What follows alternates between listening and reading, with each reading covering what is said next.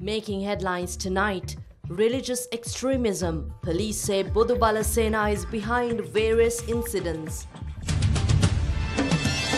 First at 9. This is Other Derana 24/7.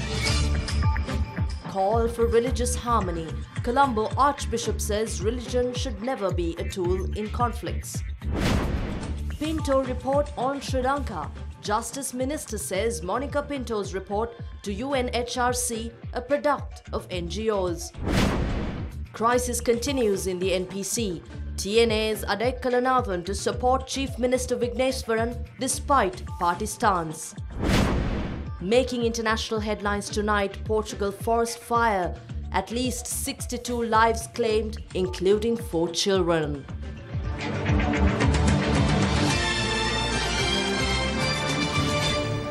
Good evening and a warm welcome to this Sunday's edition of your primetime news at 9. I'm Indiveri Amwatha. We start off with your developing story here at home. Police say they uncovered evidence of clear involvement by members of Bodubala Sena in incidents related to extremism across the country. Police spokesperson DIG Priyantha Jayakudi elaborated on the matter during a media briefing in Colombo today. A large number of documents belonging to Bodubala Sena has been taken into custody. We have arrested 14 persons connected to extremist incidents. Accordingly, 2 Muslims, 1 Tamil and 11 Sinhalese have been arrested. 1 Buddhist monk and a police officer are among the 11 Sinhalese arrested. The CEO of Bodubala Sena, Dilantha Vitanage, recently challenged the police, questioning on what basis did we say the arrested are attached to their organisation. We are able to prove it to him now. A special unit is regulating all social media activity in the country. We expect to take legal action against those who are responsible once we receive instructions from the Attorney General.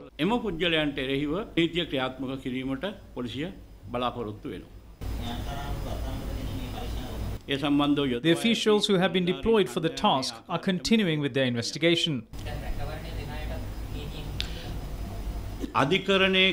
Legal action can be taken against persons aiding someone with a warrant issued against them. The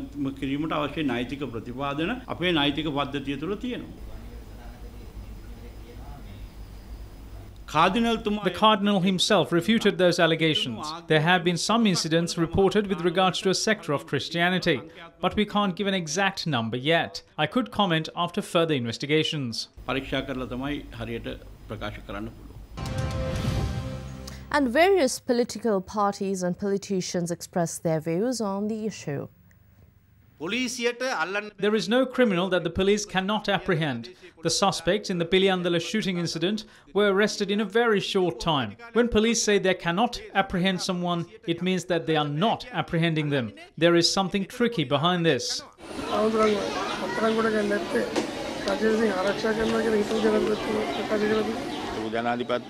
If the former president says that, perhaps there are a few people in the government who are still maintaining ties with him. If so, they might be following the former president's agenda. We do not believe that a minister of the government is protecting someone for whom an arrest warrant has been issued. It cannot be done and it is wrong. However, we clearly state that no one can incite racism in this country.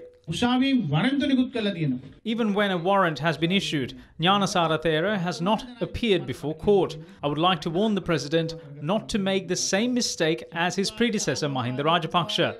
Legal action should be taken against those who spread racism and extremism irrespective of their religion.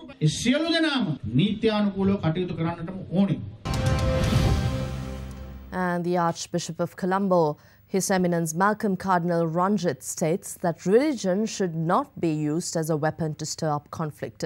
He made the remark during an exclusive interview with Other Derana yesterday, adding that throughout the country's history, political forces have been attempting to use religion to create discord, seize power, or to stay in power. The country has come through 30 years of war and is now rebuilding itself. During such a period, I believe that stirring religious divisions or basing conflict upon religion are wrong. If religion is observed correctly, an environment where interreligious conflict occur cannot possibly exist. I request Sri Lankans not to make religion a weapon in order to hurt others, disrespect others, or arouse conflict. People should act wisely on this issue. මේ සම්බන්ධව බොහෝම බුද්ධිමත්ව කටයුතු කරන්න කියන එක තමයි මට නම් කියන්න තියෙන්නේ.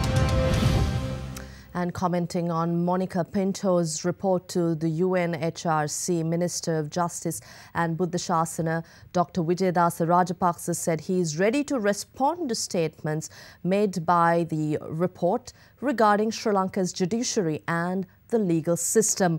Minister Dr. Vijayadasa Rajapaksa made these remarks at a public event held in Medavachiya in Anuradhapura today.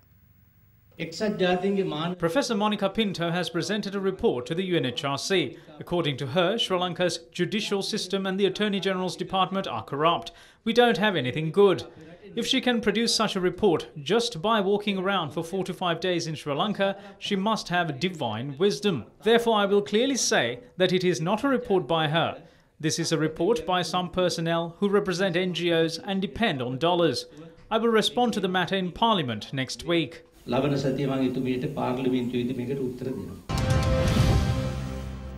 the internal conflict within the Tamil National Alliance took another turn this morning as TNA parliamentarian Selvam Adikalanathan met Chief Minister of the Northern Province C.V. Vigneswaran and pledged his allegiance to the Chief Minister.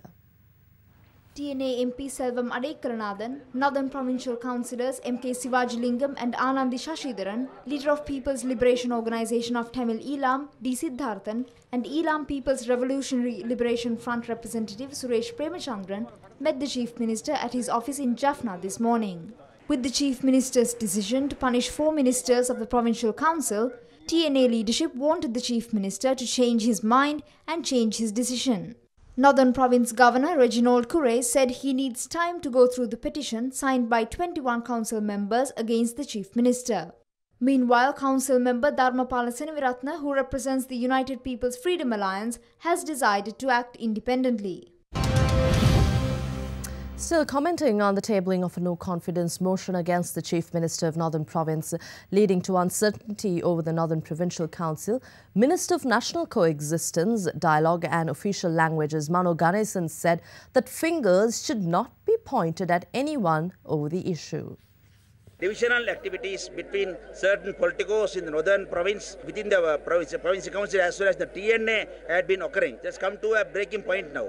It is a laughing issue because that province to which provincial council came is under trouble, whereas the other areas which did not demand the provincial council are enjoying the provincial council system amicably and calmly. If they demand, they wish, they want, I, as the Minister for National Dialogue, can visit Jaffna and conduct discussion with both parties and play a role of Eric Solheim. They want. Deputy Minister of Power and Renewable Energy Ajith P. Pereira affirms a new constitution would be pointless if the executive presidency is not abolished. The Deputy Minister made the remark while addressing a public gathering in Kalutara today. The United National Party, in its policy declaration, clearly stated the country cannot move forward with the current constitution, which has been amended on 19 occasions and a new one is required. If a constitution is being introduced which deviates from the concept of a unitary state, it will not have the backing of myself and the United National Party. The party working committee held discussions and decided Buddhism will be given prominence and there is no cause for worry. The preferential voting system should be void within the new constitution as it is the only way to safeguard the democracy and the public mandate.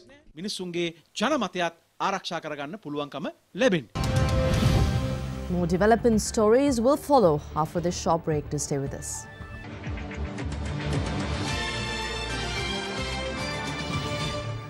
Welcome back. Other Derana took to the streets during the course of the week to inspect the inconveniences people had to endure due to failure by the relevant bodies to adhere to a proper garbage collection mechanism in the city of Colombo. Area residents in several locations are still facing issues due to the inconsistency in waste management and are requesting for an immediate solution to the impending issue despite the government taking steps to clean up the city.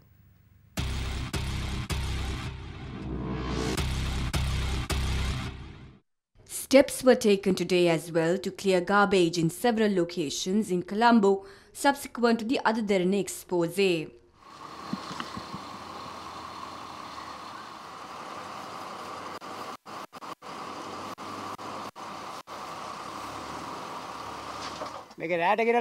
There is no one to witness how the garbage is piled up at night. This area is full of garbage in the morning as people come during the night and dump garbage. However, area residents living along prominent locations in Colombo say that although measures were taken to clear waste, the manner in which the collection was done is inconsistent and were temporary measures. They only take away half of the garbage. On the day they come to collect plastics, they do not collect wet garbage. If there is a mechanism where both can be taken away on the same day, this problem will be solved. They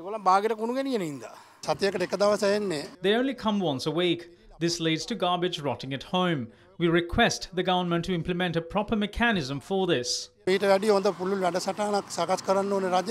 Piles of garbage were seen in a number of areas including Dematogoda, Urugudavatta and Maradana. We spoke to relevant officials to inquire as to what steps will be taken to clear the city of Colombo of remaining garbage. The CMC took measures to collect all garbage discarded improperly last night. However, when we looked at the situation between 5 to 7 a.m. today, we saw that garbage had accumulated once more. We took measures to clear it this morning and we will carry out this task till late at night. We aim to clean the entire city. The Army, the CMC and the Environmental Police Unit will come together to conduct raids to apprehend those who dispose garbage in an improper manner. Yesterday we arrested 37 individuals and we will carry out raids today as well.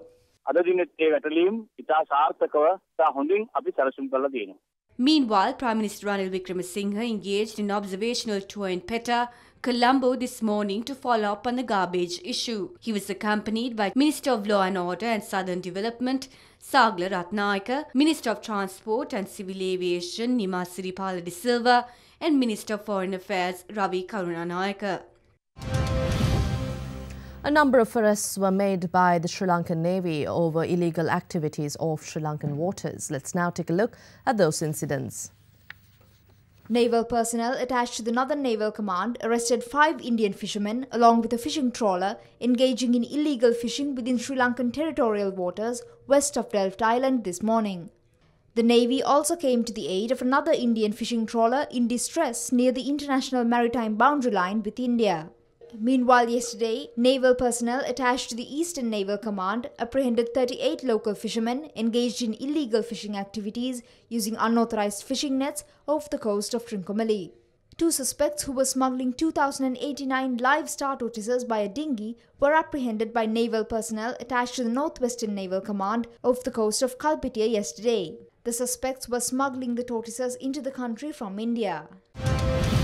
The Chief Minister of the Uva province claims that over 20 Grama Seva divisions have been badly affected by the development of the Umaoyo project. Chief Minister Chamara Sampath Dasanayake made the remarks following visits to several villages affected by the project. Almost all the wells are dried up and people are facing a huge problem with regards to drinking water. Houses in the area are also badly damaged with cracked walls and floors. I visited several houses in Bandarawala, Kinigama and Bindunuwava and witnessed the damage caused to the lifestyle of the people. I discussed the matter with engineers of the project and they asked for a 1-month period to come up with a solution. A recent study shows that the lowest prevalence of teen smoking is seen in Sri Lanka. The study conducted by the US Centre for Disease Control and Prevention notes that roughly 11% of youth aged 13 to 15 around the world use tobacco products and is a leading cause of preventable death and serious illnesses, killing an estimated 6 million people annually. The researcher group says most smokers take up the habit in their teens and are more likely to develop long-term nicotine addiction. For the current study, researchers examined data from surveys of teens in 61 countries conducted from 2012 to 2015, and it was discovered half of nations had a smoking rate of at least 15% for boys and at least 8% for girls. Across all of the countries in the study, the lowest prevalence of teen smoking was seen in Sri Lanka, which stood at 1.7%, while the highest prevalence was in the Timor-Leste at 35%. And the pressure faced by today's natural ecosystems is severe. The human impact on the world's greatest wildernesses as well as on the few remaining enclaves of greenery in today's cities is startling. Our reporter took a walk around Colombo's very own wild spot, Thalangama Lake, to study how nature is coping with man's incessant interferences. This is Thalangama Lake, a magnet for urban nature lovers, a hub of biodiversity nestled in the heart of Colombo. Also known as Akuragoda Tank, this is a small irrigation reservoir believed to have been built by King Parakramabahu VI.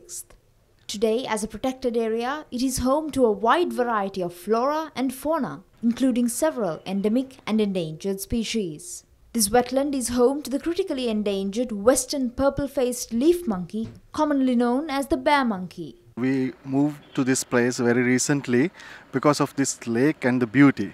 In the morning you get to see a lot of birds, even some of the migrant birds coming to the lake. To those seeking solace in nature, Thalangama Lake is a blessing. But there is more going on here than mere bird watching. The tranquility and equilibrium of the lake is not what it was.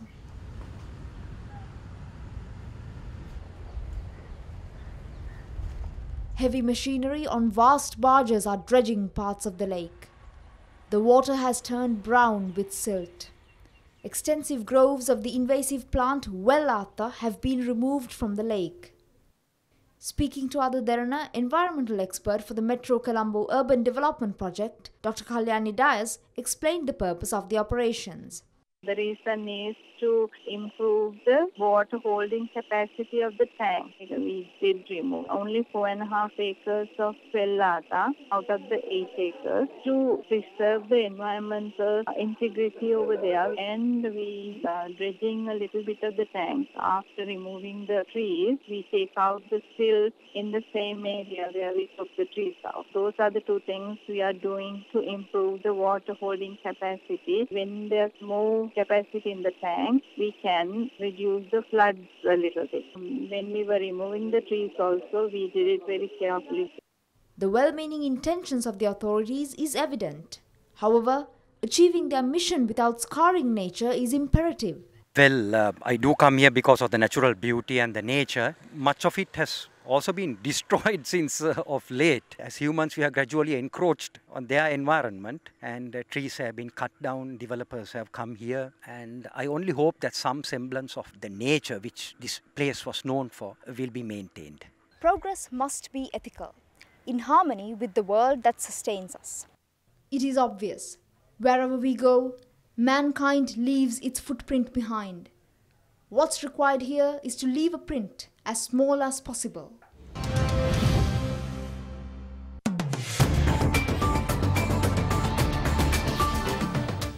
Taking a look at your business stories, Minister of Lands and Parliamentary Reforms Gayantha Karunatilaka highlights that tourist arrivals to Sri Lanka were the highest to Sri Lanka during 2016. Addressing a media briefing held at the UNP headquarters Sirikotha today, he went on to emphasize that the current government created an environment for economic development and tourism, attracting tourism arrivals to the country. In 2016 alone, a number of jobs in the public and private sector were created. EPF and ETF records indicate that 117,000 jobs were created. And when we combine that number with the number of foreign employment, the amount stands at more than 160,000 for 2016 alone. Records by the central bank indicate that Sri Lanka gained 2.8 billion rupees through direct foreign investments after the new government was established. Central bank records also say investments have increased in 2016 compared to 2015. We always call the foreign investors to come to Sri Lanka and to be a part of joint ventures with our companies. And then the government had also been able to increase the export revenue by 12%. By export revenue alone, the nation was able to gain 7.1 billion rupees. In 2016, 2,050,852 tourists came to Sri Lanka, and there's a 14% increase in tourist arrivals to the country in 2016 compared to 2015. Because of the tourism industry, we were able to gain 3.4 billion rupees in 2016 after gaining 2.8 billion in 2015.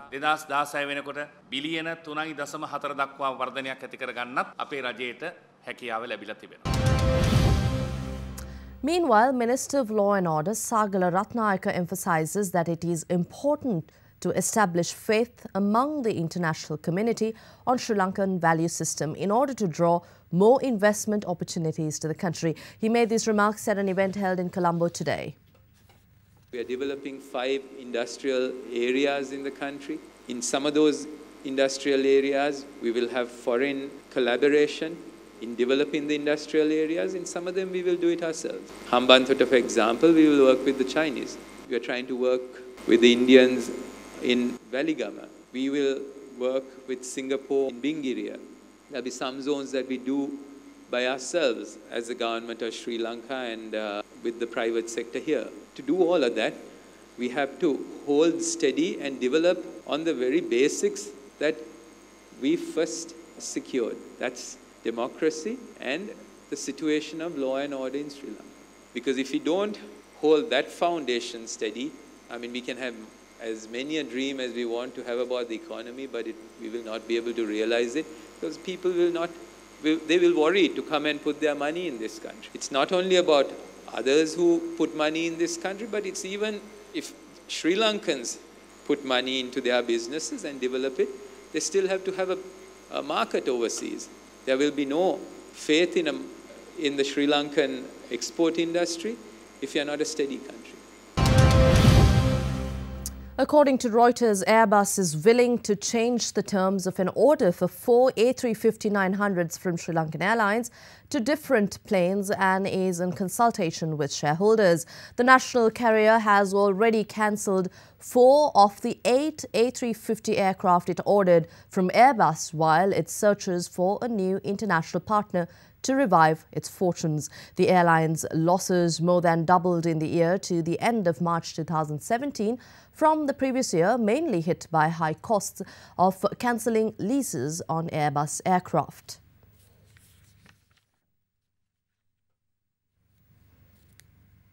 And now let's take a look at how the Colombo Stock Exchange will fare during the new week.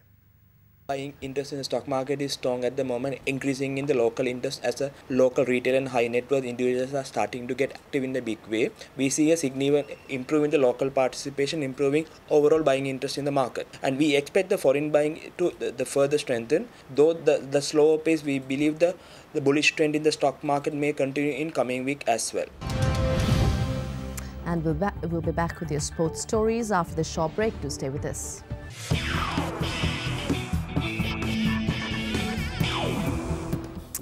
And as we begin your sports stories, Pakistan became the champions of the ICC Champions Trophy 2017, reaching their target of 339. Pakistan, batting first, made 338 for 4 in their 50 overs.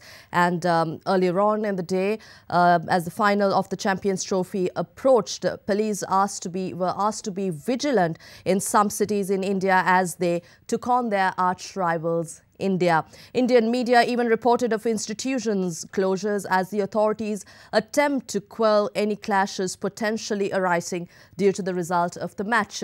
And as we speak, Pakistan just became the champions of the ICC Champions Trophy 2017, beating India. Earlier on, Pakistan made 338 for 4 in their 50 overs. And we move on to some local sports stories. St. Joseph's College will take on Isipatana College in the final of the President's Trophy knockout tournament, as Isipatana knocked out St. Peter's College today in the second semi-final at the Sukatadasa Stadium in Colombo. Isipatana College edged a tightly fought contest 22-20 at the final whistle. They ran in 3 tries and converted 2 of them, with a further 3 points coming from a penalty. St. Peter's College meanwhile accumulated their points with 3 tries, 1 conversion and a penalty. Your international news is coming up after this break.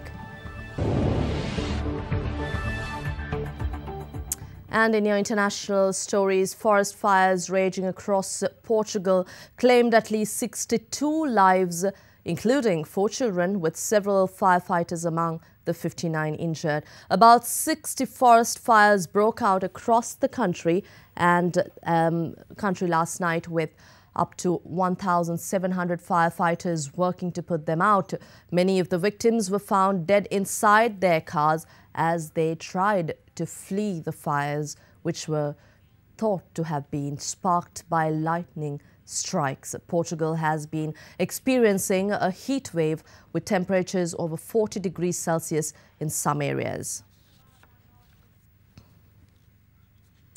And France returns to the polls today for a second time this month as voters finally chose their parliamentarians in the second round of legislative elections. A landslide victory is predicted for French President Emmanuel Macron's party, giving him a strong mandate in parliament to help pursue his reform plans.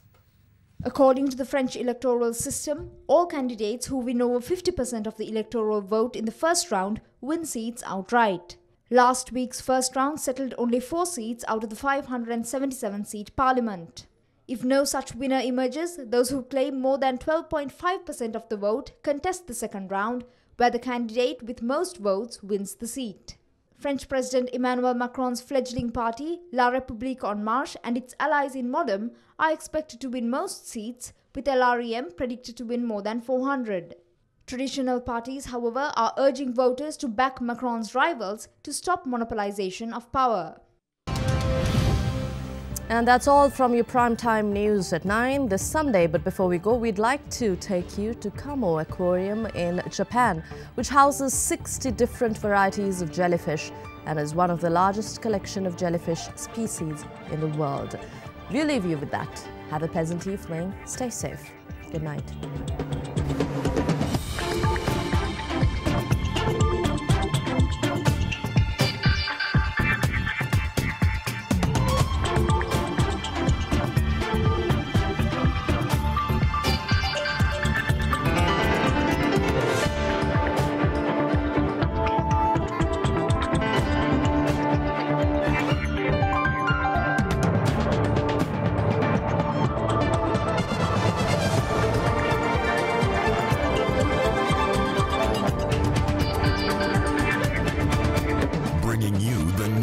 Information 24 hours a day. This is Sri Lanka's premier news channel, Derana, 24/7.